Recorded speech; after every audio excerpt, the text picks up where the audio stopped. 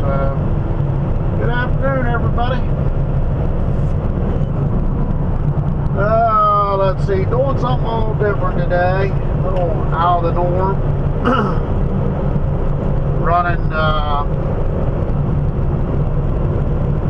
down to this place called Bonsall in White Marsh, Maryland. I think I've had a little video over there, but that ain't a place I go to very often, so I'm doing two of them today. But anyway,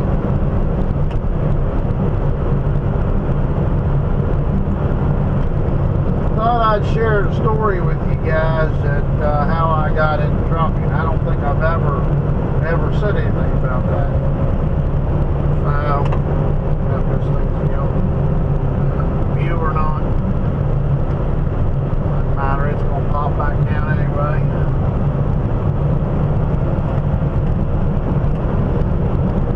Anyway, a lot of my family pick on me because they say they remember me as a kid, saying that's what I was going to be, was a truck driver. Unbeknownst to me, as an adult, young adult, I never thought that was what I would do, because I kind of got away from that. My grandfather was a truck driver, which I'd never met. He passed away before I was born, a couple months before I was born. But yeah, I kind of skipped generations there. My dad, he never drove, but he always wanted to. Just never happened. Never took the time, I guess, to do it. But anyway.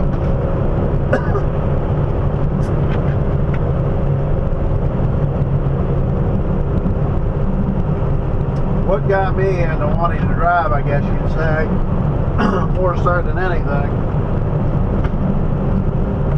was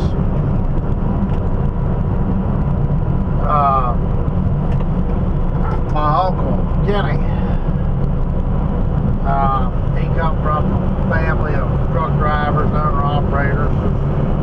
His old man was an owner-operator. He had, I think he had 3 trucks one time, then it was down to 2.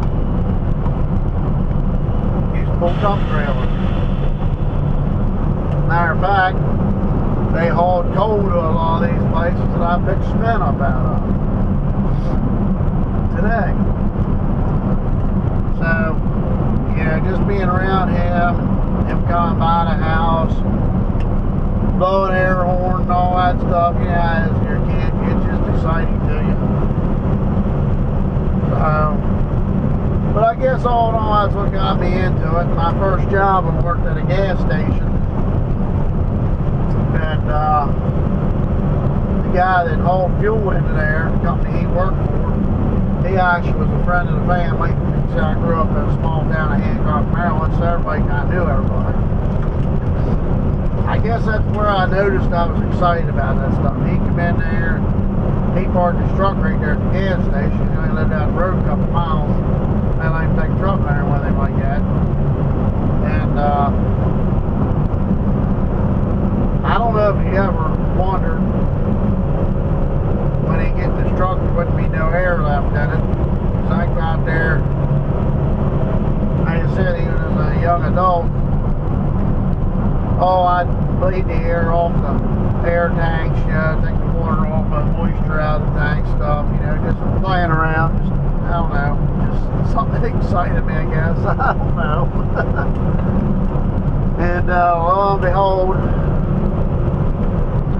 I left that job and went to another job and only worked there a couple days, and they lost the contract and I got laid off, and that's where I got introduced to working for Pepsi-Cola. And that's where I got my CDLs, believe it or not. After a couple months into it, they had me in some of their trucks there, moving them around and stuff, and naturally on property, and I decided, somebody told me, said, you ever want out of this warehouse, is what you're going to have to do. You're going to have to get your license and on a route comes out, you come out on a route. So, let me start this thing over.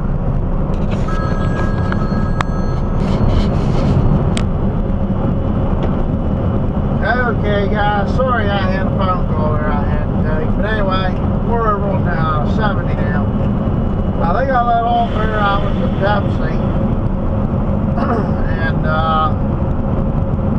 he said moving trucks around here and there. And they said something about, if I want out of the warehouse to move up in the company, I need to go ahead and work on getting my CDL, which was actually right at the time where they were going away with what I guess you'd say the chauffeur's license and then what they would call considered the truck license or whatever. Different states, I don't know what they were called or whatever. But anyway, I actually at the Pepsi Cola I worked at, I was the first driver to have first person to have a CDL there, and I wasn't even a driver because everybody else had to get their stuff transferred. But anyway, that's kind of what started. And believe it or not,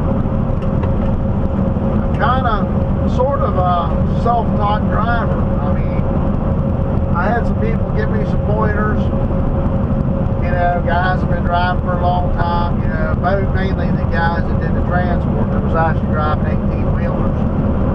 But, you know, I went out and I actually got a permit and started riding with some of the drivers in the morning, getting a little driving experience.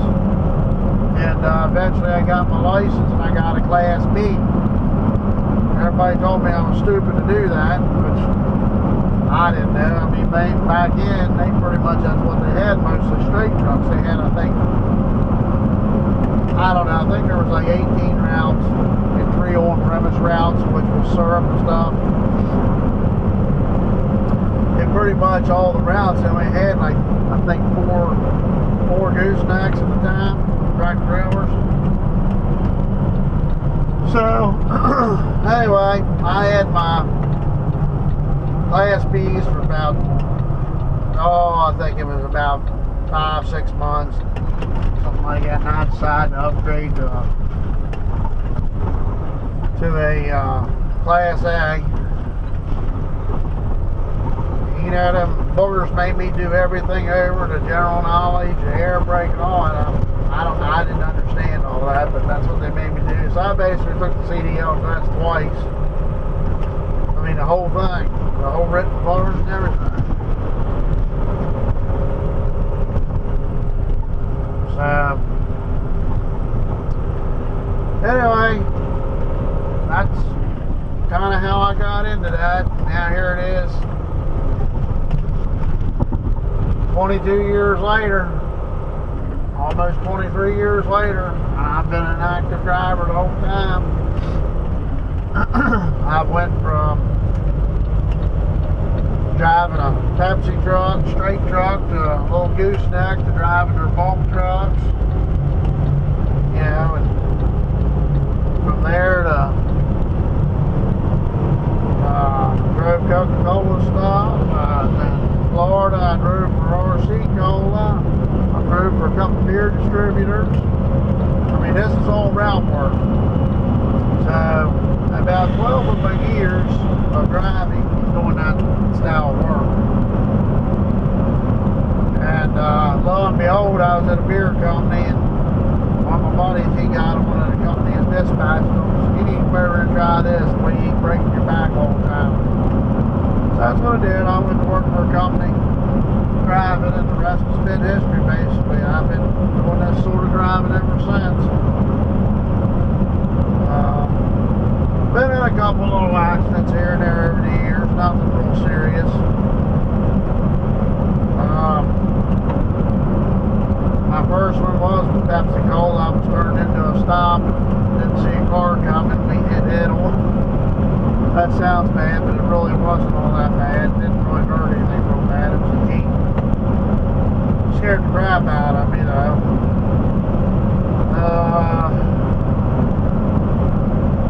Let me think here. Coca-Cola. I have one at Coca-Cola, which wasn't my fault. 2 turning lanes and a guy come around. Kind of my fault. hook my bumper, pull my bumper around. So that was that.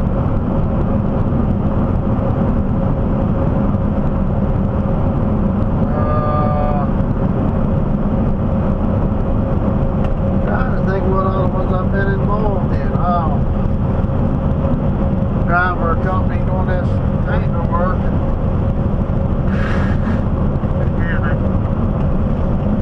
Going out of 2-lane one morning.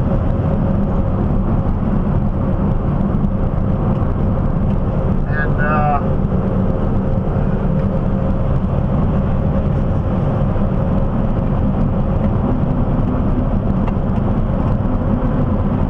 guy come up over the hill there. He was coming across the center line there, and I see him coming at me, and I started to freaking jerk him to the shoulder. There was a car sitting on the road, so I couldn't get totally out of his way. But I got over far enough to where he hit me, but he missed hitting me in the front. He hit me about my fuel tank, and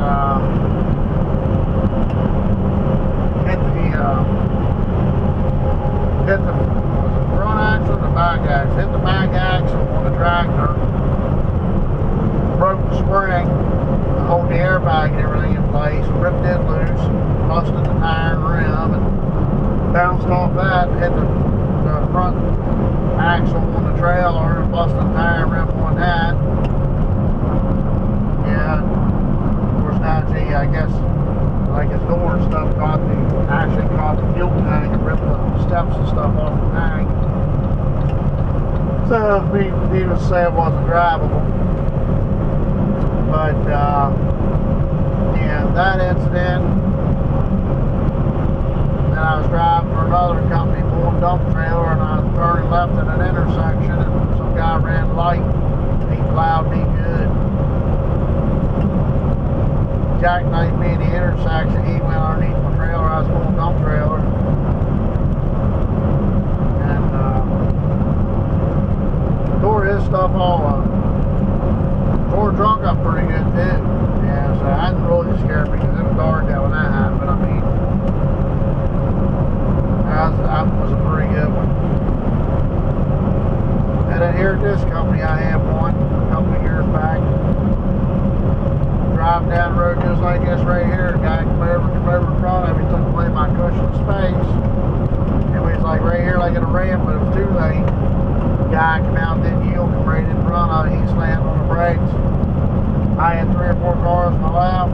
I had a couple cars there on the ramp, and one in front of me. So it was like hit 3 cars, 2 cars, or 1. I did everything in my power, and I hit the one in front of him, but I hit him. And he was pretty cool about it. I didn't even get no trouble over it, you know. Didn't get no ticket. The company didn't say a dang thing to me, which is odd because it's a rear-end collision. And the dude I hit, he was pretty awesome about it. He was like, you know, he said, shit happens. It's just the way it was. He said, I knew you was going to hit me. They said, you got to cause the accidents for half hour down the road already. You know? So anyway, that's kind of my driving history. Probably what I'll always do. You know, you all hear me get aggravated about driving and wish I could do something else. Not just basically having a bad day and venting. I mean, I enjoy doing what I'm doing. It's not healthy for you. I'll be the first to admit that. When I was delivering beer and soda and stuff, I was about 50 pounds lighter. And a hell of a lot better shape, a lot more energy. But, I don't know. Back then, I didn't even think of driving anything like this. I was totally content with what I was doing. Now I want to get back to it, and I know I'll probably end up hurting myself. But anyway, that's basically what it is. I mean, that's how I got into the business. Like I said, basically was self-taught how to drive. I had some